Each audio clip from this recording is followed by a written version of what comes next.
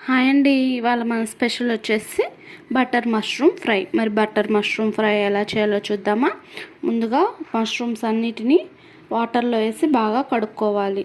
ఆ పైన black colour ఉన్నాయంతా తీసేసుకోవాలి. నెక్స్ట్ మష్రూమ్ని 4 ముక్కలుగా కట్ చేసి పక్కన పెట్టుకోవాలి. ఉల్లిపాయలని కూడా చిన్న చిన్న ముక్కలుగా కట్ చేసి అవి కూడా పక్కన పెట్టుకోవాలి. పచ్చిమిర్చిని కూడా చిన్న చిన్న వాటిగా కట్ చేసుకొని పక్కన పెట్టుకోవాలి. ఆ తర్వాత కడాయి తీసుకొని కడాయిలో ఆయిల్ వేసి, ఆయిల్ వేడయ్యాక జీలకర్ర కూడా వేసి బాగా వేపుకోవాలి. అవి వేగాక ఉల్లిపాయలు పచ్చిమిరకాయలు వేసి అవి కూడా బాగా వేపుకోవాలి.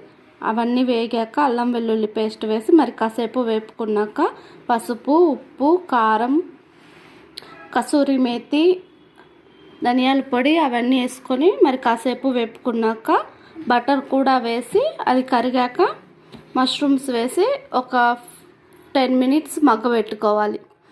అంతే అండి, ఎంతో రుచికరమైన బటర్ మష్రూమ్ ఫ్రై రెడీ అయిపోయింది.